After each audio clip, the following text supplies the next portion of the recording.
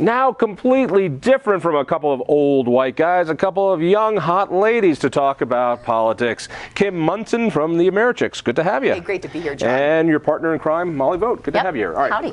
First, I need to ask you about Americhicks, because I've known you guys for a few years, and you guys do something a little different. Tell me what it is. Well, we have a radio show, Heart of the Matter, on KLZ 560. And we started the show for really 3 reasons. To look at important issues and why they should be on that busy person's radar. You know, that busy woman out there that she wants to know what's going on, but you know, she doesn't have a trusted source unless she goes to the devil's advocate. Yeah. Ladies can trust me. You got it. You got it. So, but then secondly, we look at issues as right versus wrong instead of right versus left. And then thirdly, stop there for a second, because that's been a great tagline for you guys. What does that really mean, right versus wrong instead of right versus left? Well, we really search for truth. I mean, you have to believe that there is a right and a wrong instead of, you know, just looking at things as right versus left. And so to us, right means freedom, people to be able to go after their hopes and dreams. So as we look at these issues, is it good for the individual or not so good for the individual? Why is it that freedom lovers have a harder time connecting, particularly with unaffiliated women? You heard in our last segment, Dick Wadham saying, you know, it shows this is the segment that we have a hard time with. Yeah. Why? Well, I think the point is that we have to really reach people by talking about issues that they care about, and then walking them through long-term steps, because you've got politicians that come in and say, you know, I know that you care about education and we are the guys to do it for you. We're going to take care of the education for every state and every kid and every parent. You don't even have to pay attention anymore. But then we're saying, you know what, actually, we would like you to have freedom and choice, and you pick the curriculum for your kids and the best teachers and the best schools.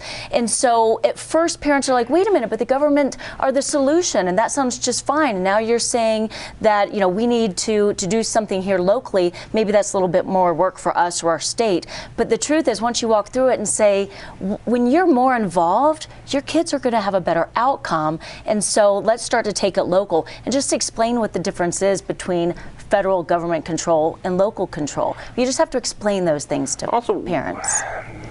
We get a little wonky, all right? We like to get into details. We like reports and charts and all sorts of stuff. And maybe women don't like that as much. Maybe they connect with something else. Tell me what it is, because hell if I know what it is. Well, I know you want to know, right, John? I do. It's really the heart. It's emotion. And there's just this whole caring thing, whereas I think that the alt-left has actually kind of co-opted the message of compassion and caring. And when you really look at government control, it keeps people down. You know, it puts kids in you know, one-size-fits-all schools. And so when you really start to unpack what happens to kids in those situations, women start to connect and say, wait a minute, I want the best thing for these kids. All right. If women are looking for security, and I think we all have a need for security, I think women have a need for security. There might have been a time when you go, well, if you marry right, you're gonna have a nice, secure future. Well, those days are gone, and government seems so much easier. You remember Julia? Right, yeah, we do. Julia was, for those who don't know this, made-up caricature that Obama's programs helped right from birth to death. Julia didn't have a husband; she had government. How does a freedom message compete with that, which seems so secure? Yeah. It seems, Prince Charming is now government. Yeah. Well, you know, Star Parker did a really great job in doing the alternative to the life of Julia, and she did the life of Black Julia, and she was speaking from experience, talking about how a woman she's on welfare, she's born into welfare, and how the government system, while it seems like it's going to help you, it seems like it's going to help you get up on your feet and go out and do things, it really keeps you down. And she shows how getting government handouts, and then they stick you in a box, and there's no way out. You start to earn a little bit too much, and you lose everything. You fall off the cliff. So she starts to show you what that means. Government should be helping the most hurt people, the people that can't do it themselves. Yes, we all agree that we would be willing to pay money towards that. But what the government is doing is their handouts are really pushing people down and sticking them down. So what women need is women and men that have been in similar situations to explain that situation to them, walk them long term to the outcome, to the other goals. Because you know they've got these taglines on TV that they believe that just say one thing, and women believe it and men believe it. But once you actually walk through long term, even something like the cliff. You mentioned the cliff of passion. People don't get that. But if you're on welfare and all of a sudden you get a promotion at your job that maybe you have minimum wage, you often have to say no, thank you. I can't afford to take more money, because if I do, I lose all my welfare benefits. I'll be worse off taking this better job. What a terrible system for somebody who's trying to get up. It's not compassionate at all, John. And you know, while people tend to look to government for these solutions right now, ultimately, I believe the free market can take care of these solutions. People in America want to help the most vulnerable, but poverty, homelessness, it's become a business. When my experience on Lone Tree City Council, when I started to actually see, as the money went by, each different agency of the government could take 20% for administration. Do you know how much money you have to take out of the taxpayer's pocket to get X over here to somebody that you think that you're helping? So the most compassionate thing to do is to let people make their choices, because Americans are very generous and they care deeply about their fellow man. Get the money right to the people who need it, but give them the freedom to make those choices. All right, you've been pushing an idea that there's a movement here. There is a movement growing, that people could be part of the movement, that I am the movement. What does that mean? What movement are we talking about? We are talking about people searching for truth, engaging in conversations. You know, Maggie Thatcher said that Britain was founded on history, but America was founded on philosophy and ideas. And I think that we've lost that when we look at all of the dependency on government. And so I Am a Movement is searching for truth and engaging in conversation and going after that American dream. I don't want to hear about this conversation stuff. All right, let's bring it over here. We're not having any more conversations. The day of conversations are over. I mean, we are more polarized than ever. You're on this side, you're on that side, you hurl insults. There is no conversation. Is it really worth having a conversation? Why not just, I don't know if you know this, but Republicans have control. There's no time for a conversation now. Let's just get some stuff done. Yeah, but the last thing we want is the heavy hand of the government doing anything to help any of us, because we know that their solutions don't really work the majority of the time. We want to put the right people in office that care about freedom, but we don't want them coming in to do a heavy hand on this chaos. I mean, there are political leaders at the top that are forcing chaos and disruption right now, and they want this to happen. We're more divided now than we've been since I can ever remember, John, in America. And I think a lot of our political elite are encouraging this disruption. So we're saying, put down the baseball bats, put down the angry typing social media fingers, and stop just yelling at somebody because they don't agree with an article that you put out there, and actually read the article and come up with your own logical argument. Why is this right or wrong? And actually come up with a solution yourself. Be the movement, be the solution. If we come up with solutions together, we don't need the government to get involved. And we really don't want them there anyway. All right, you guys have given me wonderful platitudes, wonderful things to feel good. Give me some meat on this.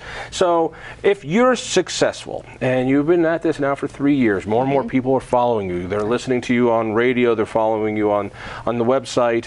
You're bringing more women into the movement. Give me something concrete. And therefore, if you're successful, what does it look like? Well, one of the first... Give me a policy. Give me something that changes. Well, I would say choice in education. I think that would be a really important one. We certainly have some very important elections coming up here in Colorado soon. We'd like people to be engaged in that. But many of the women, women are starting to not only have conversations, but they're showing up at school board meetings. They're starting to write letters to the editor. We have a women's group. We do our radio show. We have a women's group. We're starting a women's blog project.